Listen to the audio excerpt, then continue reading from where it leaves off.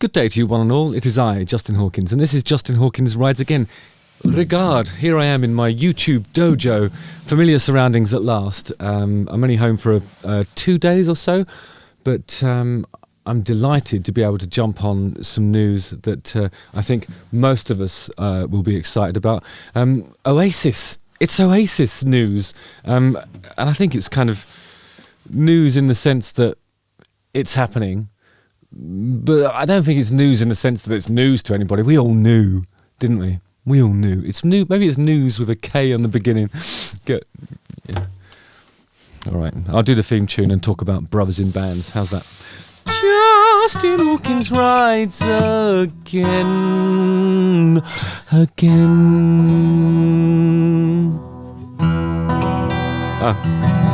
God. This... I've never changed the strings on this, and there's 12 of them. That's probably why I've never done it. Lazy. That's not going to stay there, is it? There you go. That's it. Safe and sound. All right, cool. So, after 15 years, Oasis are getting back together. That's just glorious news. I was so excited I couldn't even be bothered to wait for my hair to dry.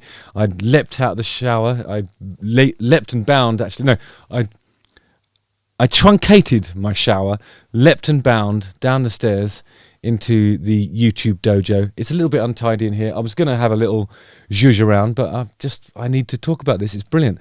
On X, or what I lovingly refer to, nostalgically refer to as Twitter, the band announced that this is it, this is happening, and went on to list dates for 14 shows in the UK and Ireland. Did you like the way I said Ireland? Next summer, including 4 dates at Manchester's Heaton Park and another 4 at London's Wembley Stadium. These are huge shows. It's going to be absolutely rammed. Me and him are like telepathic, you know what I mean? I know my brother better than anybody else. When both come together, we have greatness. We made people feel something that was indefinable. They went on to explain, the guns have fallen silent. The stars have aligned. The great wait is over. Come see. It will not be televised. That's really cool. I think that's in reference to Gil Scott-Heron's The Revolution will not be televised, right? I guess. And the iconic photograph of the brothers that they've distributed to accompany this announcement was taken by Simon Emmett. And Simon Emmett is a very dear friend of mine. I actually had dinner with him last week, and he didn't mention it at all. He just kept it right under his hat, and I think that must have been difficult for him because this is huge. I know a lot of great photographers, and Simon is the best of them, and they couldn't have chosen a better person to capture that moment. Wonderful stuff. Anyway, on Twitter, Dan Barker was among the first to respond. Any chance of doing Whitley Bay Ice Rink again for £12.50? So I suppose he's trying to pull the conversation into ticket prices immediately before they've even allowed the dust to settle on the announcement itself. While Ben on Wine, that's it. First dibs at Oasis tickets should go to the over 40s only. I totally agree with that, actually. We were there first. And George observed 2 million views and 100,000 likes in 10 minutes. The biggest band in the world are officially back. What is it about Oasis that makes them so universally lauded and popular? I suppose they were the first kind of boy next door type band that actually had attitude. Or maybe it's because they're the last of the bands that don't give a fuck, you know. Maybe they're just like a proper, and not in that. I should clarify, when I say don't give a fuck, I don't mean in this sort of young blood, I don't give a fuck way. I mean in the Oasis don't give a fuck way. It's a slightly different nuance. Yeah, I'm sure you'll agree. Anyway, but on Instagram, Boozers7s was unimpressed. Why do we care about Boozers7s? Should have never reunited. Some things are better left as they were. And then hashtag overrated, hashtag yawnfest. That's a bit unfair. But for the most part, people are excited, and this is why. Their 1994 debut album, Definitely Maybe, was the fastest selling debut album in British history at the time, and its follow-up, What's the Story, Morning Glory, became the best-selling album of that decade. They also had this brilliant thing in the 90s, I don't know if you guys remember this, when Oasis had like an ongoing feud with Blur. They kind of, it was like North versus South. It was, I don't know, there was a sort of implied class war going on between them. It was so much fun to watch. The nearest thing to that prior to that had been, I think, Wet Wet Wet versus Bros, and I was always on the Wet Wet Wet side, and I was firmly on the Oasis side when that stuff was going on. But I thought it was all good-natured fun, and they're both brilliant bands. I just always loved Oasis. I just think I always thought that, you know, the sort of, when people were declaring similarities to the Beatles, I didn't see that so much really. I always thought they were like a heavier, trashier end of the indie stuff in a good way, and like the John Lennon kind of fascination. I never heard that. I always heard similarities to the George Harrison written Beatles stuff, but I loved it. I absolutely adored it. I saw them play on the first tour just after. I think Supersonic had just come out, and they played at the Arts. Is it the Arts Centre?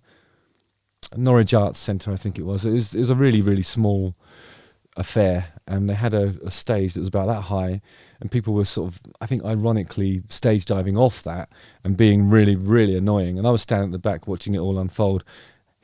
Somebody got up there to do an ironic stage dive, knocked over a mic stand, and then I think Liam just walked off. And then they'd only done about 3 songs. And I was like, why? I love this band. But, you know, I think everybody who went appreciated the attitude and just thought they were really, really cool. The funny thing is the rest of the band just finished the song. I think they might have done like another whole run through of another song as an instrumental, and then they left. Anyway, you've got to love Oasis. You just have to. I mean, early days of the Darkness, I remember walking up Haverstock Hill, which leads up to Hampstead. I mean, I don't know why I was wandering up there. I was probably lost. But I think we'd just been on Jules Holland or something like that. And this Range Rover pulled over, and Liam Gallagher leapt out, to my delight and amazement. And he came over to me and he went, "Top band, man, top band." And I went, "I like your band as well, your top band." "You mean you're the top band?" And then we just kept saying top band to each other. It was awesome. I think Liam might have rescinded his opinion of the Darkness being top band, man, after I playfully pointed out that I didn't think that Noel would cut the mustard in Whitesnake, which is a preposterous thing to say. I wouldn't cut the mustard in Whitesnake. It's only people like Steve Vai that can do that gig. And I suppose I was kind of just trying to be like Oasis and say shitty stuff. But yeah, I love them. Another thing I think I love about Oasis is the fact that they're not concerned with other people's opinions of them. They're completely unapologetic, and they probably say and do things that would get you cancelled in this day and age, but they just don't care. They don't even care that I appreciate that and think it's cool. They don't even care that I think it's cool that they don't care that I think it's cool, and they don't care that I think it's cool that they don't care that I think it's cool that they don't care that I think it's cool, and I still think that's cool. But they don't care. Anyway, for a long time, it didn't look as though a reunion was a possibility at all. Noel and Liam's relationship in the band's heyday was famously volatile, leading to a breakup in 2009 after a row backstage. He's swinging this guitar around and he kind of, you know, he nearly took my face off with it. So I was like, you know what? I'm f***ing out of here. Well, it does seem to be like a near miss with a guitar. I was on stage with the Libertines the other day, and Pete Doherty threw Gallagher, Doherty. I just don't know. Please use the comment section to educate me. And Pete threw his guitar to his tech. He didn't get enough purchase on the throw. I think because I was in the way, and it sort of sailed past my nose and landed about a metre in front of his tech, and I think the end of it broke off, but, you know, rock and roll, baby, who cares, all right. So what is the Oasis reunion going to look like? Who's going to be in the band? I mean, will it be all original lineup? Which of the 2 drummers from those first 2 iconic records will be playing with them? And how are they going to sound? The music critic Alexis Petrudish, who I'm very fond of, said Definitely Maybe and What's the Story Morning Glory are only part of the tale. And he goes on to say that after Be Here Now in 97, Oasis sounded bloated and weary, as if struggling to locate whatever had made them special in the first place. I would posit a theory as to why that might you might perceive that to be the case. I think Liam's voice was pretty tired on some of those recordings. It got a bit shredded, but that is a really unique instrument, and when he's on fire, nobody sounds like him. Obviously, you can hear him a mile away, and you know it's him. There's some great footage of them rehearsing before the first record came out, and it was just like a really impressively tight band with a singer that didn't have any sort of affectations or didn't put any vibrato on his voice and was just singing really. His pitching is fantastic. I've always thought that Liam Gallagher was one of the greats. Excluding, of course, that song about what was it again? The song that's called Wall of Glass, which I always thought just is he singing about a patio door or something? Anyway, he noted that Oasis could be wildly variable live, recalling Liam Gallagher's heroically pissed performance at Wembley Stadium in July 2000. And this is going out to those knobheads all over the world, trying to get all a big fuck off, man. Heroically is the key word in that.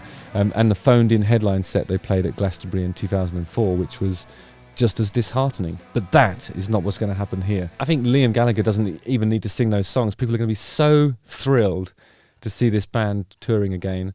I mean, admittedly, it's not an extensive tour, but just to see them in their rightful place, which is stadiums, doing what they do, which is being Oasis, better than anybody else can do it. I mean, I would love to go and see Oasis. I just think it would be awesome. I would love it.